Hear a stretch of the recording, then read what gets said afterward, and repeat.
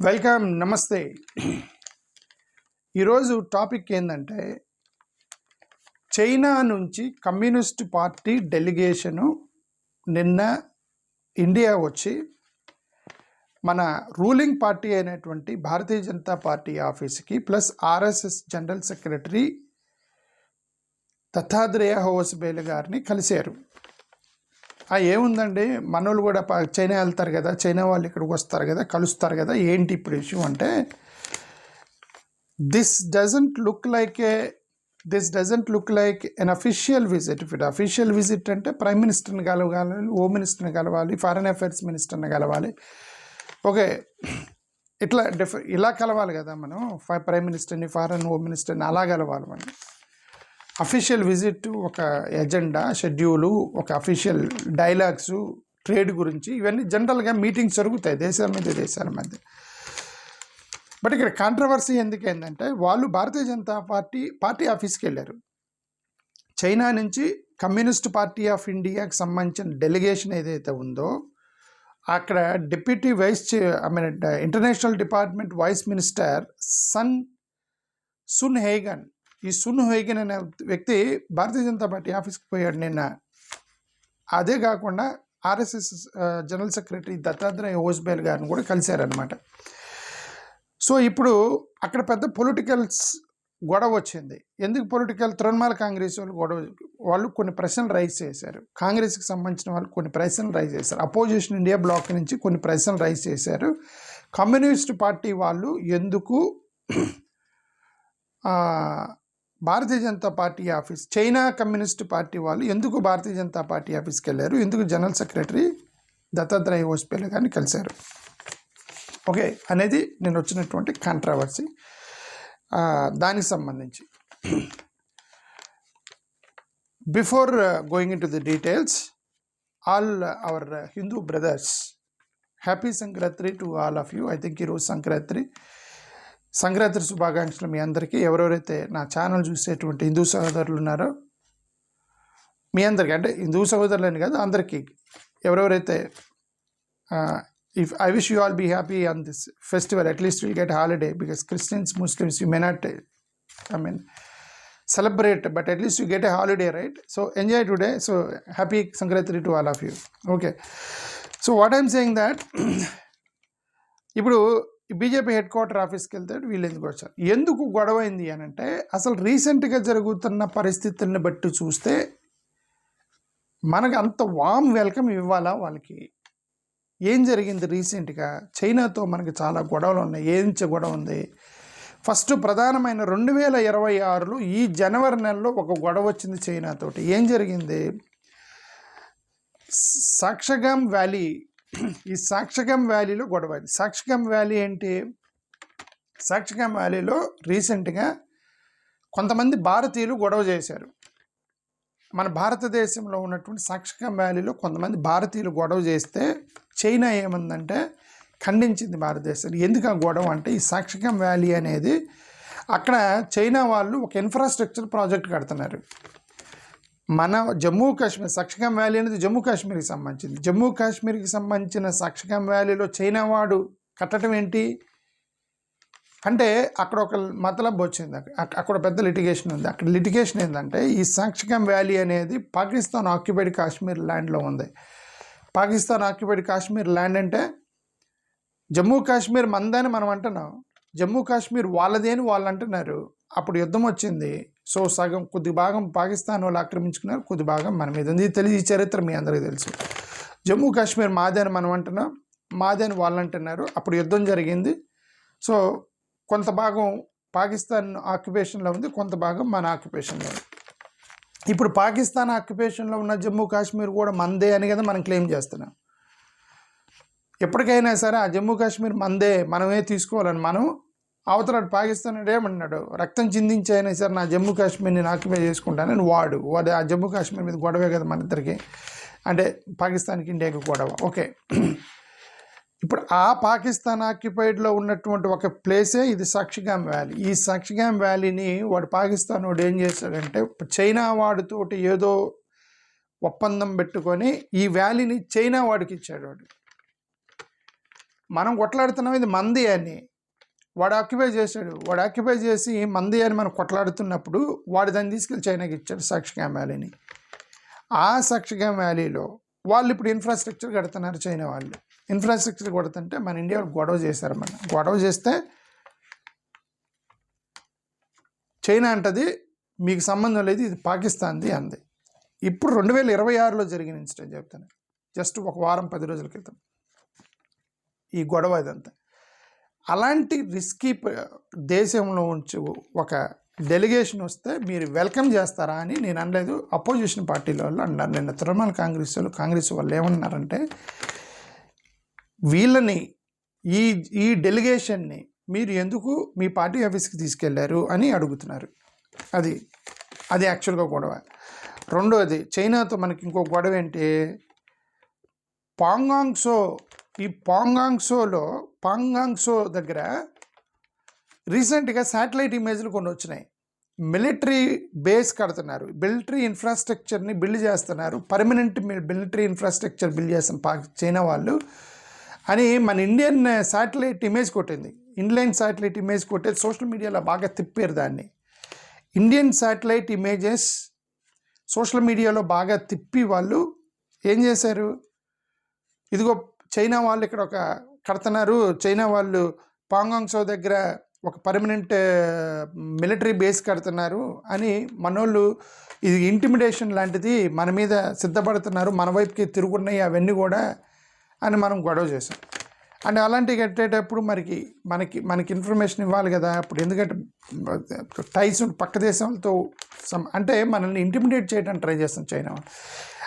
మరి అలాంటి దేశంతో మీరు వెల్కమ్ చేసి మీ పార్టీలోకి పార్టీ ఆఫీస్కి ఎందుకు తీసుకెళ్లారని మరి అపోజిషన్ వాళ్ళు అడుగుతున్నారు. మరి వాళ్ళ క్వశ్చన్ కరెక్టే కదా. ఓకే, షాంఘై ఎయిర్పోర్ట్ కేసు ఏం జరిగింది రీసెంట్గా? షాంఘై ఎయిర్పోర్ట్లో మీ అందరికీ తెలుసుగా, నేను కూడా ఒక వీడియో కూడా పెట్టిన దాన్ని. షాంఘై ఎయిర్పోర్ట్లో ఏం జరిగింది? షాంఘై ఎయిర్పోర్ట్లో ఏం జరిగిందంటే, ఒక అరుణాచల్ ప్రదేశ్ ఉమెన్ చైనా వెళ్తుంటే మధ్యలో ఆ ఎయిర్పోర్ట్లో ఆపారు. అరుణాచల్ ప్రదేశ్కి సంబంధించిన మన భారతీయ మహిళ యూకే నుండి చైనాకి వెళ్తుంది. మన భారతీయ మహిళ ఎందుకో యూకే వెళ్ళింది, అక్కడ ఉంటుందేమో మరి ఎన్ఆర్ఐ అనుకుంటా. ఆమె చైనా వెళ్తుంది, అక్కడ ఇండియన్ పాస్పోర్ట్ పెట్టుకొని పోయింది. షాంఘై ఎయిర్పోర్ట్లో దిగి ఇండియన్ పాస్పోర్ట్ చూపిస్తే ఆమెని డిస్రెస్పెక్ట్ చేసి, డిస్క్రిమినేషన్ చూపించి, హ్యూమిలియేట్ చేసి, బాధ పెట్టి ఆమెని అవమానించారు ఈ షాంఘై ఎయిర్పోర్ట్లో. ఏమన్నారు, నువ్వు అరుణాచల్ ప్రదేశ్ అయితే అరుణాచల్ ప్రదేశ్ మాది, భారతదేశంది కాదు, మా పాస్పోర్ట్ తీసుకో, ఇండియన్ పాస్పోర్ట్ కాదని చెప్పి ఆమెను ఎక్కిరించారు. అక్కడ గొడవ చేశారు షాంఘై ఎయిర్పోర్ట్లో. అరుణాచల్ ప్రదేశ్ మాది, నువ్వు చైనీస్ పాస్పోర్ట్ తీసుకో, ఇండియన్ పాస్పోర్ట్ కాదని. మరి అది తెలుసు కదా, గొడవ అయింది కదా అప్పుడు షాంఘై ఎయిర్పోర్ట్లో. దానికి క్షమాపణ చెప్పారు చైనా వాళ్ళు? చెప్పలా. ఇవన్నీ చెప్పకుండా ఇప్పుడు చైనీస్ డెలిగేషన్, కమ్యూనిస్ట్ పార్టీ వాళ్ళు, వాళ్ళ రూలింగ్ అక్కడ, వీళ్ళు రూలింగ్ ఇక్కడ. వాళ్ళిద్దరు వెళ్ళి బీజేపీ ఆఫీస్కి, ఆ పార్టీ వాళ్ళు వచ్చి ఈ బీజేపీ ఆఫీస్కి వెళ్ళారని చెప్పేసి వీళ్ళు అడుగుతున్నారు. ఓకే, రెండోది 2020లో ఏం జరిగింది, గాల్వాన్ వ్యాలీలో ఏం జరిగింది? 2020 గాల్వాన్ వ్యాలీలో పెద్ద క్లాష్ వచ్చింది. క్యాజువాలిటీస్ రిపోర్ట్ అయినాయి. casualties were reported in Galwan Valley, and it was China was accused of aggressive behavior on an Indian army. There was aggression by, this aggression was triggered by China అని మనం ఆరోపణ చేశాం. గాల్వాన్ వ్యాలీలో some casualties were reported.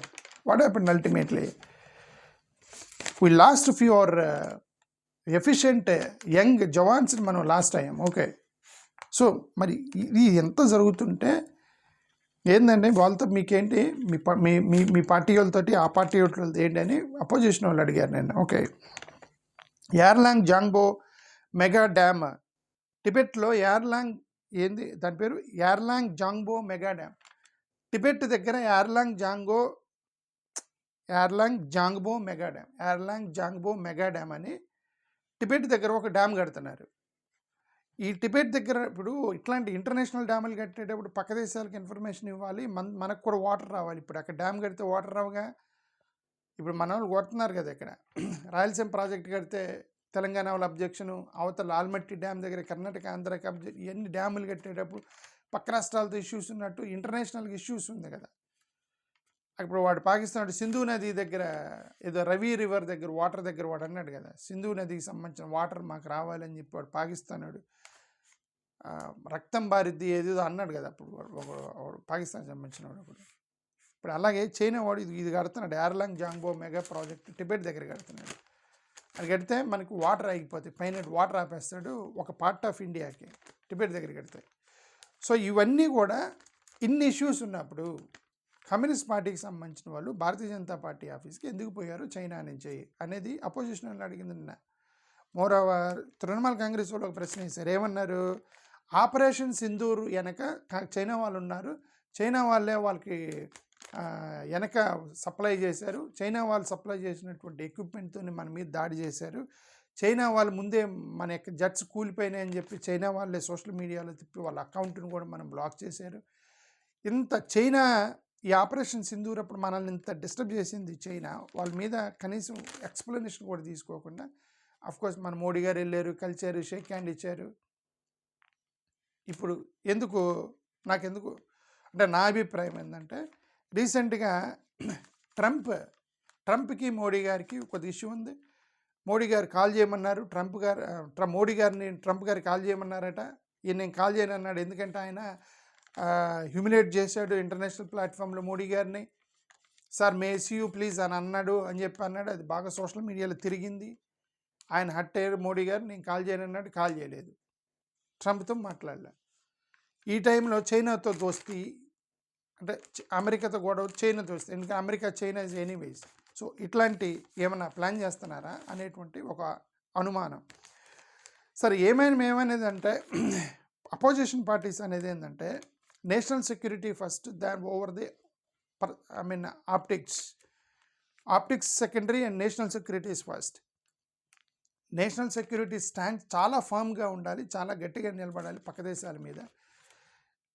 మనం ఏంటంటే ఇప్పుడు ఈ issues అన్నీ రిజాల్వ్ అవ్వకుండా సాక్షిగామ్ వ్యాలీలో వాళ్ళు ఎందుకు ఇన్ఫ్రాస్ట్రక్చర్ కడుతున్నారు, ఎందుకు why their military base there boosting at Pangong so near, అక్కడ ఎందుకు కడుతున్నారు, షంఘై ఎయిర్పోర్ట్లో మన అరుణాచల్ ప్రదేశ్ ఉమెన్కి క్షమాపణ చెప్పలేదు, గాల్వాన్ వ్యాలీకి సంబంధించిన ఎక్స్ప్లెనేషన్ ఇవ్వలేదు, ఈ యార్లాంగ్ జాంగ్బో మెగా ప్రాజెక్టు మనల్ని ఎందుకు అడగకుండా టిబెట్లో ఎందుకు కడుతున్నారు, ఇవన్నీ ఎక్స్ప్లెనేషన్ ఇవ్వకుండా ఫర్మ్గా అట్లాంటి చైనా లాంటి దొంగ దేశాలతో మనం ఫర్మ్గా నిలబడాలి, ఇట్లాంటివి వీక్గా నిలబడకూడదు అనేది ఒకసారి అపోజిషన్ చేసేటువంటి కరెక్టే కదా, అపోజిషన్ చెప్పేది కరెక్టే, మరి వాళ్ళు మాట్లాడింది ఓకే. మనం డిమాండ్ చేయాలి తప్ప డిప్లొమసీ పేరుతోటి వాళ్ళని బుజ్జగించకూడదు. మనం డిమాండ్ చేయాలి, డిప్లొమసీ పేరు మనం బుజ్జగించేదన్నా దానికి పేరు పెట్టేది డిప్లొమసీ అని పేరు పెడతాం ఓకే, అది అవసరం లేదు. Practice over the preaching, what we are preaching that should be practised. మనం నేషనలిజం స్టాండ్స్, గట్టి నాయకుడు, నేషనలిజం, దేశభక్తి ఎంత మాట్లాడినప్పుడు మనం అలానే గట్టిగా నిలబడాలి. ఇట్లాంటి చైనా లాంటి దేశాలతో మనం వీక్గా కనిపించకూడదు అనేది నిన్న అపోజిషన్ పార్టీలు ముఖ్యంగా తృణమూల్ కాంగ్రెస్ వాళ్ళు ప్లస్ కాంగ్రెస్ వాళ్ళు చేసినటువంటి స్టేట్మెంట్ ఓకే. ఇంకొకటి సీక్రెట్గా ఎందుకు, లోపల ఏం జరిగిందో బయట పెట్టండి అని వీళ్ళు అన్నారు అపోజిషన్ వాళ్ళు. మీరు లోపల 20-30 నాకు తెలియదు ఎన్ని నిమిషాలు మాట్లాడారు, అక్కడ ఏం మాట్లాడారు బయటకు చెప్పండి అన్నారు. సరే ఎనీవే బీజేపీ వాళ్ళు అంటారు ఇదే క్యాజువల్ మీటింగు, ఇదేం పెద్ద ఇంటర్నేషనల్ ఇంపార్టెంట్ సీక్రెట్ మీటింగే కాదు, వాళ్ళు ఏదో క్యాజువల్గా వచ్చి మమ్మల్ని కలిశారని 20 నిమిషాలు మాట్లాడుకున్నాం వాళ్ళు చెప్తున్నారు బీజేపీ వాళ్ళు. ఆర్ఎస్ఎస్ నుంచి అయితే ఎలాంటి స్టేట్మెంట్ బయటికి రాలేదు, అంటే ఆర్ఎస్ఎస్ జనరల్ సెక్రటరీని కూడా కలిశారనమాట, అక్కడి నుంచి స్టేట్మెంట్ రాలేదు కానీ బట్ బీజేపీ నుంచి స్టేట్మెంట్ వచ్చింది, this is a casual meeting, దాని పెద్ద ఇంపార్టెంట్ మీటింగ్ ఏం లేదని ఏదో చెప్పడానికి ప్రయత్నం చేసింది భారతీయ జనతా పార్టీ సంబంధించిన. ఇది నిన్న జరిగిన ఇష్యూ. థ్యాంక్ యూ, నమస్కారం. Just for information.